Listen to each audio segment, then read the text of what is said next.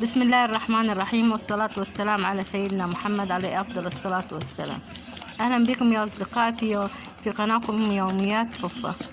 أنا دلوقتي هعملكم السمنة البلدي. أنا دلوقتي بنخض اللبن، وش اللبن لما نحطه في التلاجة بنشيله ونحطه في التلاجة، بعد كده بنخضه ونفضل نخض فيها كده، نخض فيها لحد ما تفصل السمنة عن الرايب. ودي السمنة اهي بجمعها، ادي بالشكل ده بتطلع.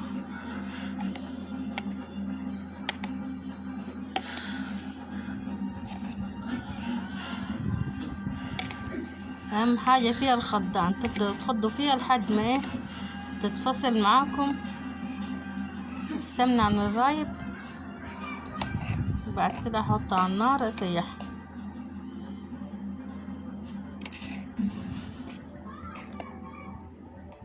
لا الحقيقة هو عن جد بيشتغل كتير وبيتعب حاله لهيك ما بياكل بالوقت المناسب، فلهيك دخ.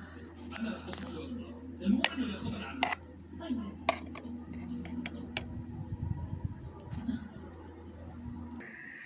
وهنا دلوقتي هحطها على النار واحط لها شوية ملح واخليها تغلي لحد ما تبقى السمنة، وافضل احرك فيها.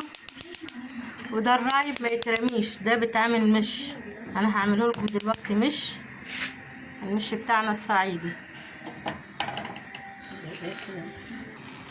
وبعدين حطها على النار مستنياها تغلي. اول ما تغلي اوطي عليها النار، خليها هادية عشان تغلي براحتها وتفصل السمنة عن الهند.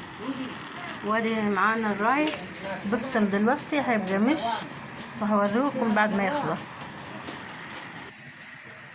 وادي السمنة معايا على النار اهي، هسيبها لحد ما تستوي وتفصل السمنة عن المرطة.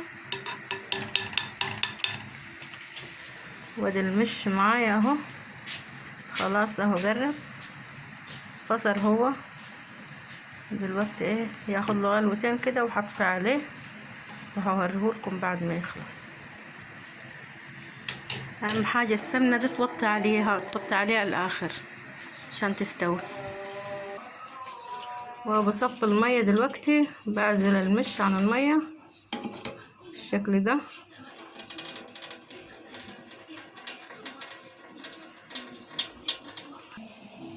بدي السمنة معايا لسه على النار، وانا مستنياها انها تفصل عن المرطة.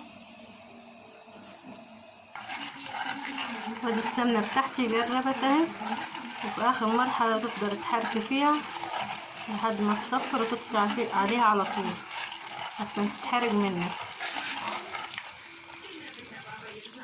خلي النار واطية. سهلة جدا، ممكن اي حد يقدر يعملها. تحوشي وش اللبن، انا بقالي شهر بحوش فيه. تجيبي كيلو اللبن، تشيلي الوش بتاعه بعد ما يبات ليلة وتحوشيه في التلاجة. واول ما تصفر كده نطفي عليها عشان ما تتحرقش، واسيبها تبرد، وبعد كده هوريها لكم لما تبرد بقت ازاي. وادي يا اصدقائي السمنة بتاعتي اهي، انا صفيتها بالشكل ده. ودي المرتة بتاعتي اهي، وده المش. انا دلوقتي هتبله، احط له توابل ملح وفلفل وكمون، واحط عليها المرتة. سهلة جدا، ممكن اي حد يعملها. اهم حاجة تشيلي وش اللبن تحطيه في التلاجة، ولو هيطول معاك اسبوعين حطيه في الفريزر عشان ما يمررش.